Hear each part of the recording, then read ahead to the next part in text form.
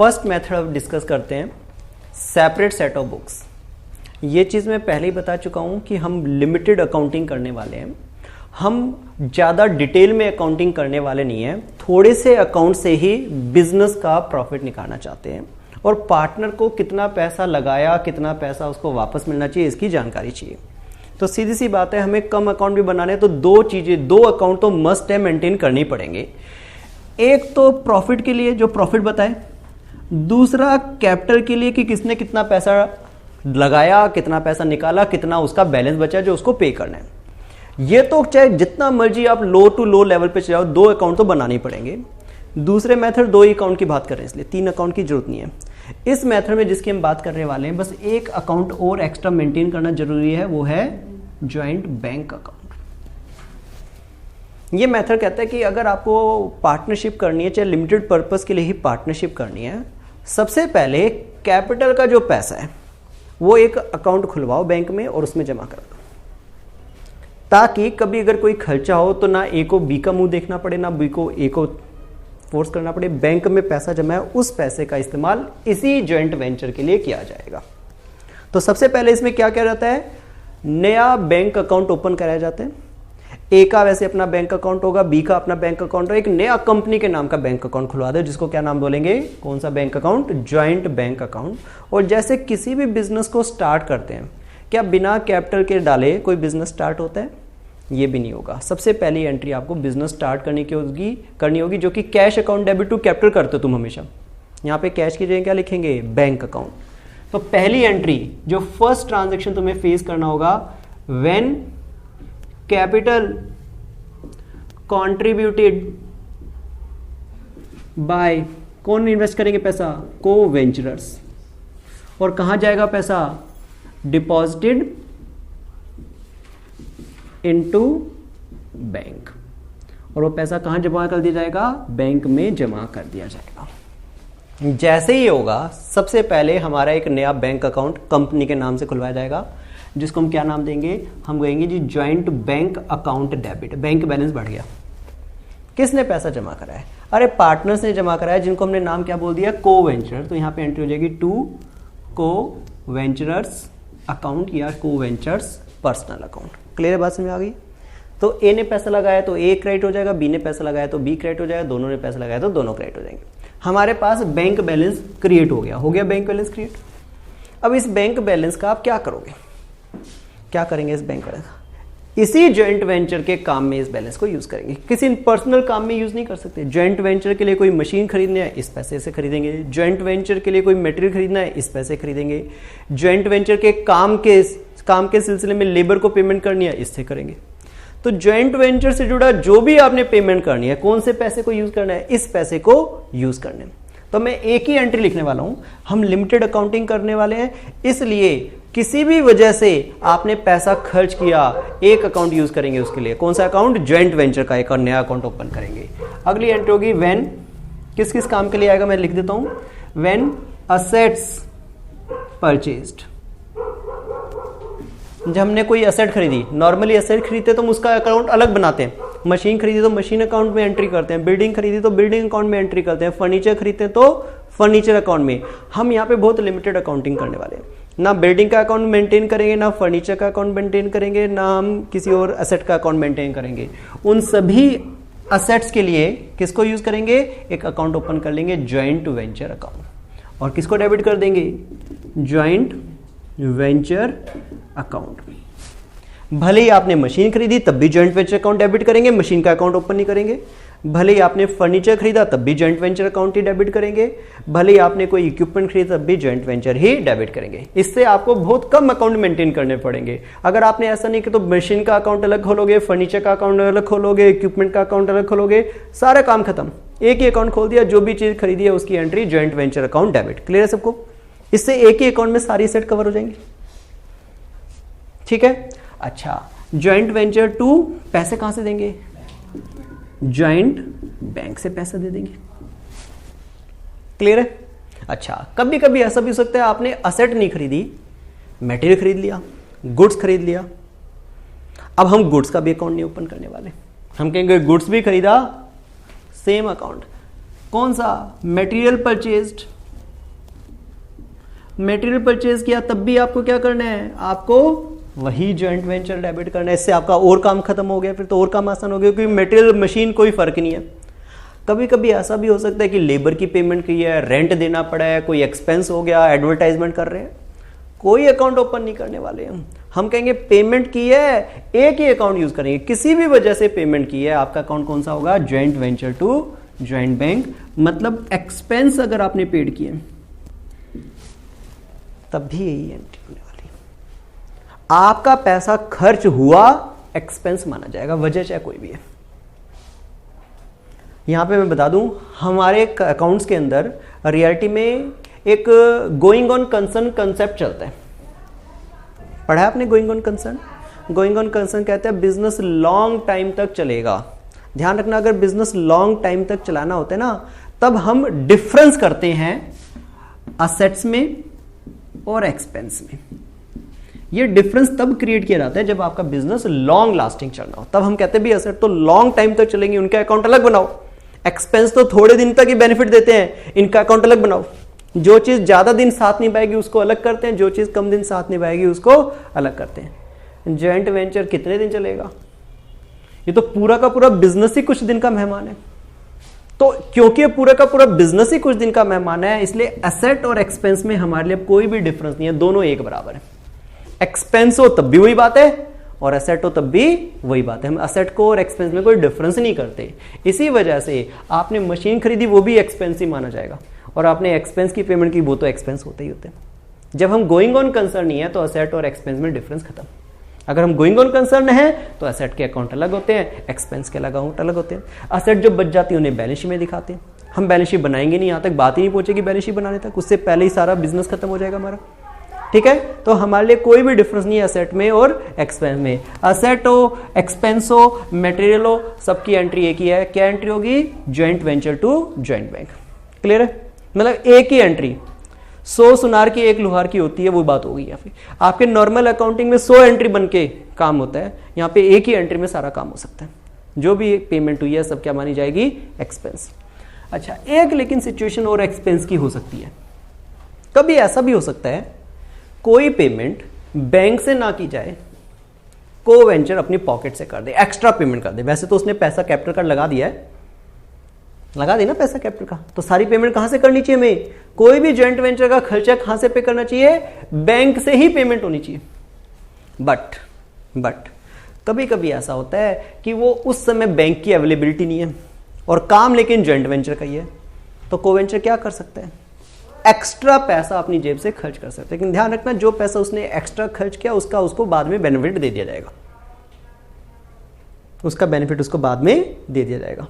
ठीक है, तो अगर किसी ने एक्स्ट्रा कर दिया तो ये उसके नोटिस में लाया जाएगा जॉइंट वेंचर कि ये पार्टनर ने थोड़ा पैसा और खर्च किया, उससे उसकी कैपिटल बढ़ जाएगी। सोचो 1 लाख रुपए उसने यहाँ पे डाले और किसी वजह से 10,000 और अपनी जेब से खर्च कर दिया। वैसे तो कोई खर्चा था तो यहीं से पे करना चाहिए था, बट किसी वजह से उसे अपनी जेब से 10 और खर्च करने पड़ गए, तो उसकी कैपिटल 1 लाख मानी जाएगी। 1 लाख यहाँ पे डाली और 10,000 ऊपर से खर्चा किया तो उसकी कैपिटल 1,10,000 हो गई। तो अगर किसी को वेंचर ने व्हेन असेट सप्लाइड, कोई असेट सप्लाई कर दी या मटेरियल सप्लाई कर दिया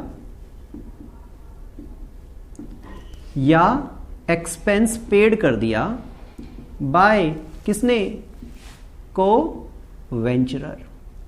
यहां पे था पेड बाय बैंक, यहां पे क्या हो गया? को वेंचरर ने कर दिया खर्चा। मतलब उसने अपने पास से सप्लाई कर दी, किस चीज की? असेट की, या फिर किसकी? मटेरियल की, या किसी खर्चे की। कहां से पेमेंट कर दी? अपनी पॉकेट से पेमेंट कर दी। पहली बात, ये जो खर्चा हुआ तो जॉइंट वेंचर के लिए, तो खर्चा तो सारा कहां पे डेबिट होना है? जॉइंट वेंचर में। खर्चा तो ए करे चाहे बी करे, चाहे बैंक से करो चाहे अपनी जेब से, अगर वो जॉइंट वेंचर के लिए क्या गया तो जॉइंट वेंचर को डेबिट करेंगे। लेकिन इसका पैसा बैंक से नहीं गया, बैंक बैलेंस कम नहीं होगा। किसकी कैपिटल से एंट्री कर दी जाएगी? जिस को वेंचर ने ये सप्लाई की है या फिर खर्चा किया उसके नाम से एंट्री कर दी जाएगी। असर क्या पड़ेगा? पहले भी कैपिटल क्रेडिट थी, फिर से कैपिटल क्रेडिट होगी तो उसके कैपिटल में बड़ा हो जाएगा बैलेंस। तो जब बिजनेस बंद करेंगे तो उसको ज्यादा पैसा लौटाएंगे कि भैया देख तूने ये खर्चा किया था, इसके भी पैसे ले ले, तू फालतू पैसे ले ले। तो को वेंचर्स कैपिटल अकाउंट क्रेडिट हो जाएगा। क्लियर है बात समझ में आ गई? अच्छा, इसी से तुम्हारी सारी के सारे एक्सपेंस की एंट्री कंप्लीट हो जाती है, और कोई एक्सपेंस होने का तरीका नहीं है। पड़ोसी तो आके खर्चा करेगा नहीं। तुम्हारे पास दो जरिए हो गए, या तो बैंक में पैसा है उसको यूज कर लोगे, और बैंक का पैसा यूज नहीं करो तो अपना पैसा यूज करोगे। अपना पैसा यूज करोगे तो ये वाली एंट्री हो जाएगी, और बैंक का पैसा यूज करोगे तो बैंक की एंट्री हो जाएगी। दोनों ही सिचुएशन में जॉइंट वेंचर डेबिट होगा। नेक्स्ट, अब उसके बाद क्या, उसके बाद सवाल उठता है हमारा इनकम का, कि हमारे पास इनकम जब आएगी तो क्या होगा। खर्चे तो हो गए, जब काम तुम करोगे तो इनकम भी तो आएगी। तो जब इनकम आएगी उसकी भी रिकॉर्डिंग कैसे होगी। सबसे पहले व्हेन असेट्स सोल्ड, आपने असेट बेच दी या फिर मटेरियल बेच दिया या फिर अदर रिसीट्स। ऑब्वियसली हम जॉइंट वेंचर में मटेरियल बेचते हैं, सेल करते हैं, खरीदते भी हैं और बेचते भी हैं। आप असेट भी बेच सकते हैं, या फिर किसी भी और वजह से कोई भी कलेक्शन आती है, कॉन्ट्रैक्ट का प्राइस मिलता है, कोई भी कलेक्शन तुम्हें मिलती है, लेकिन वो कौन सी कलेक्शन है, किसकी कलेक्शन है, जॉइंट वेंचर की। बताइए वो पैसा प्राइमरीली ए को अपनी जेब में रख लेना चाहिए, बी को अपनी जेब में रखना चाहिए, जब तक हिसाब नहीं था बैंक में जमा रखना चाहिए, बैंक में जमा रखना चाहिए। हिसाब करेंगे फिर आपस में अपने एक दूसरे में बांट लेंगे, लेकिन प्राइमरीली जो पैसा कलेक्ट होता है वो कहाँ पे जमा होना चाहिए, बैंक में जमा होना चाहिए। तो जब ये कलेक्शन होगी तो हम ना ए को देंगे पैसा यूज करने के लिए फौरन, ना बी को, सारा का सारा पैसा वापस कहाँ डिपॉजिट कर देंगे, बैंक में। तो हमारी एंट्री क्या होनी चाहिए, ज्वाइंट बैंक अकाउंट डेबिट। कहाँ से, किसका पैसा, ये ज्वाइंट वेंचर का पैसा है, इसे इनकम मान लेंगे, ज्वाइंट वेंचर। इससे हमें कोई फर्क नहीं पड़ रहा कि वो कलेक्शन किस वजह से हुई। मेटल बिकने की वजह से कलेक्शन हुई, वो भी जॉइंट बैंक में जमा होगा। असेट बेच के पैसा आया, वो भी जॉइंट बैंक में जमा होगा। किसी और वजह से कोई पैसा आया, कोई इंश्योरेंस क्लेम लग जाता है, कोई कॉन्ट्रैक्ट की कलेक्शन मिल जाती है, वो सारा पैसा जॉइंट बैंक में ही डेबिट होगा। क्लियर है? अच्छा, एक और एंट्री हो सकती है, कभी कभी ऐसा भी हो सकता है कि वो पैसा बैंक में जमा ना करा पाए कोवेंचर, या फिर उसने कुछ पैसा देखो पहले अपनी जेब से खर्च किया था, वो कह सकता है भी मैं पैसा अपनी जेब में रखना चाहता हूँ, कुछ पैसा मुझे रखने दो अपनी जेब में, या कुछ मटेरियल वो लेना चाहता है अपने काम के लिए। मतलब व्हेन असेट्स टेकन, कोई पार्टनर कोई एसेट रखना चाहता है अपने पास, या फिर मटेरियल टेकन, मटेरियल लेना चाहता है, या तो रिसीट्स टेकन, जो रिसीट का पैसा है वो रखना चाहता है, कौन, बाय कोवेंचरर। कोवेंचर कहता है कि मुझे ये चीज चाहिए, हमने थोड़े दिन के लिए पार्टनरशिप की है, उसके तो मार्केट में बेचना ही है। अगर कोई पार्टनर कहता है भाई 4 बोरी सीमेंट की बच गया, वो मुझे दे दो, मुझे जरूरत है, हम उसको दे देंगे, लेकिन फ्री में देंगे क्या, हम कहेंगे नोट कर लेते हैं, तेरे को इतने का माल दिया, जैसे तूने पैसा डाला था तेरी कैपिटल बढ़ाई थी, अब तू लेकर जा रहा है अपने घर में पर्सनल यूज के लिए, तो तेरी कैपिटल घटाएंगे, ड्राइंग हो गई तो तेरी टाइम से पहले पैसा ले लिया तूने।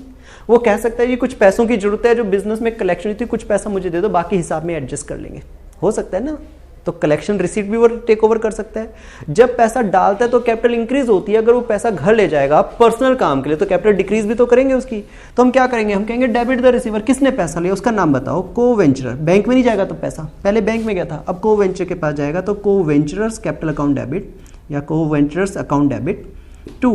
लेकिन पैसा किसका है, ज्वाइंट वेंचर का। इनकम ही माना जाएगा, नहीं माना जाएगा इनकम, इनकम तो हुई है, पैसा एक को चला गया, बाद में पैसे कम देने पड़ेंगे उसको। क्लियर बात समझ में आ गई कि अगर आपको कोई कलेक्शन होती है तो वो इनकम में आएगी, क्रेडिट साइड में ज्वाइंट वेंचर क्रेडिट होगा, और अगर पेमेंट हुई है तो ज्वाइंट वेंचर डेबिट होगा, वजह चाहे कोई भी हो। इसमें सारा काम निपट गया, फिर तो ऑलमोस्ट सारा काम पूरा हो गया। अब बचा गया छोटा मोटा डिफरेंस निकालना रह गया। अब जब इतना कुछ होगा तो बीच में कोई डिफरेंस भी तो आएगा। ज्वाइंट वेंचर का टोटल करोगे या तो इनकम साइड का टोटल बड़ा आएगा या तो एक्सपेंस साइड का टोटल बड़ा होगा। तो अगर तुम्हें कोई भी डिफरेंस निकला तो उसकी भी एंट्री करनी पड़ेगी। अच्छा, उससे पहले एक सिचुएशन इसमें और समझा देता हूं कि कभी कभी बिजनेस में कोई एबनॉर्मल लॉस, कोई एक्सीडेंटल लॉस वगैरह हो सकता है। Any type of normal loss हो सकता है या फिर एबनॉर्मल लॉस भी हो सकता है। मतलब एक्सीडेंट वगैरह से होने वाला लॉस, चोरी होने से लॉस, कोई अर्थक्वेक आ गया लॉस हो गया, किसी ने चोरी कर ली लॉस हो गया, कोई भी नुकसान हो सकता है ना बिजनेस में कोई नुकसान वगैरह। नॉर्मल सिचुएशन में लॉस की भी एंट्री करनी पड़ती है, लेकिन जॉइंट वेंचर की एक ब्यूटी है कि इसमें अगर किसी किस्म का कोई लॉस हो गया तो उसकी आपको कोई भी एंट्री रिकॉर्ड करने की आवश्यकता नहीं है। अगर तुम्हारा मटेरियल चोरी भी हो जाए ना तो तुम्हें उसकी कोई एंट्री करने की जरूरत नहीं है। अगर तुम्हारा मशीनरी जो है उस वो आग में डिस्ट्रॉय भी हो जाए ना, तुम्हें कोई एंट्री करने की जरूरत नहीं है। क्यों जरूरत नहीं है? जब हो गई चोरी तो एंट्री करने की क्यों जरूरत नहीं है? क्योंकि तुमने उनके अकाउंट ओपन ही नहीं कर रखे। मशीन का अकाउंट खोला है तुमने? पहले बताओ, कहीं मशीन के अकाउंट की एंट्री की है तुमने? मशीन जब खरीदी थी ना तभी उसे खर्चा मान लिया था। चोरी होने से 2 बार खर्चा हो जाए, खर्चा तो तुम पहले ही मान के बैठे हो। मशीन जिस दिन तुमने खरीदी, 1 लाख की तुमने मशीन खरीदी, उसी वक्त उसे एक्सपेंस में बुक कर दिया बुक। 1 लाख रुपए हो गए तुम्हारे, बुक एक्सपेंस हो गए। अब चोरी हो गई, चोरी की तो कोई एंट्री नहीं करोगे, दोबारा मशीन खरीदोगे उसकी एंट्री करनी पड़ेगी। तो अलग से एंट्री करनी, जितनी बार मशीन खरीदोगे उतनी बार एंट्री करो। चोरी की वजह से दोबारा मशीन खरीदी 1 लाख की, फिर से एंट्री होगी, लेकिन नुकसान की तुम्हें कोई एंट्री नहीं करनी। और हो सकता है काम खत्म हो चुका था तब चोरी हुई, तो सोचो अगर चोरी ना होती तो सेल की तो एंट्री करते, चोरी होगी तो सेल की एंट्री खत्म होगी, फिर से नुकसान इनडायरेक्टली बुक होगा, डायरेक्टली एंट्री कोई नहीं होगी। मेटेरियल तुम्हारा चोरी हो गया, अरे ज्यादा मेटेरियल खरीदा होगा तुमने, ऑलरेडी एंट्री मेटेरियल की ज्यादा की कर दी होगी, नहीं कर दी होगी मेटेरियल खरीदने की, 1 लाख की जगह 1.25 लाख का मेटेरियल खरीदना पड़ा होगा, तो इसमें कवर हो गया लॉस ऑलरेडी। आपको अलग से नहीं शो करना कि लॉस हो गया, तुम जो परचेज करोगे उसमें ऑलरेडी वो कवर्ड है। चोरी नहीं होता, 1 लाख के मेटेरियल में काम हो जाता है, चोरी हो गया 1.25 लाख के मेटेरियल में काम हो गया, तुमने परचेज जितनी की उसी की एंट्री करोगे, तो 1 का 1.25 कर दिया, रिकॉर्ड हो गया लॉस। डायरेक्टली शो नहीं करना कि लॉस हो गया उसकी एंट्री। उसके बाद फिर हम निकालेंगे difference. Income side, credit side अगर जॉइंट वेंचर की बड़ी आई तो प्रॉफिट हो जाएगा, डेबिट साइड बड़ी आई तो लॉस। तो if joint venture account shows profit, profit का मतलब क्या होगा? क्रेडिट एक्सेस होगा, क्रेडिट आपका एक्सेस होगा, क्रेडिट से अगर टोटल बड़ा आ जाएगा। अगर क्रेडिट साइड आपकी एक्सेस आ गई, क्रेडिट साइड अगर एक्सेस आ गई मतलब आपको प्रॉफिट हो गया। क्या करेंगे हम एंट्री? हम कहेंगे जी जॉइंट वेंचर की डेबिट साइड में प्रॉफिट फिर आएगा, क्रेडिट बढ़ी है तो डेबिट साइड में बैलेंस होगा, joint venture account debit to, किसको दे देंगे प्रॉफिट? जिन लोगों ने बिजनेस शुरू किया था, को वेंचरर्स। क्लियर है? अच्छा, क्या गारंटी है कि प्रॉफिट ही होगा? नहीं, लॉस भी हो सकता है।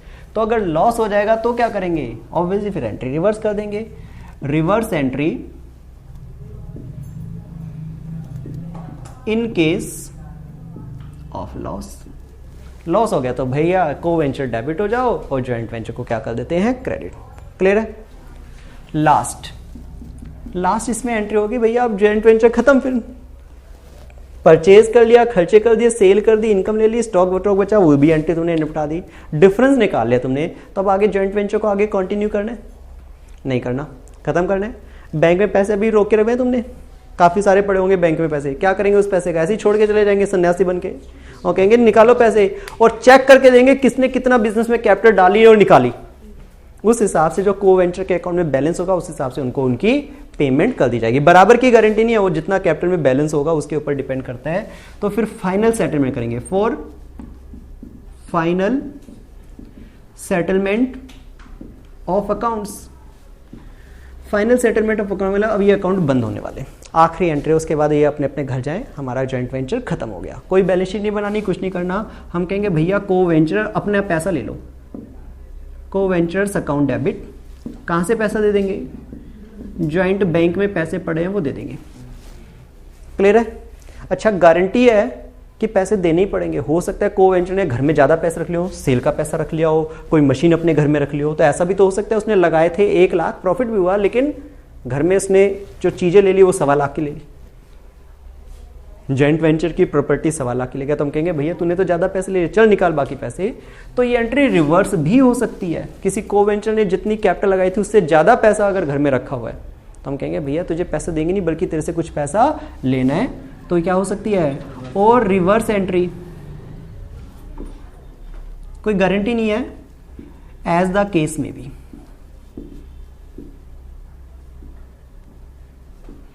नॉर्मली तो ये एंट्री होगी, 2-4% चांस है कि ये वाली टाइप रिवर्स भी हो जाए, मतलब पैसा देने की वजह में पैसा लेने की नौबत आ जाए, नुकसान की वजह से भी ऐसा हो सकता है। ठीक है, तो एक क्वेश्चन को करते वक्त हमें इतनी जर्नल एंट्री जो है वो फेस करने की जरूरत पड़ सकती है। नोट करें, फिर आगे करेंगे।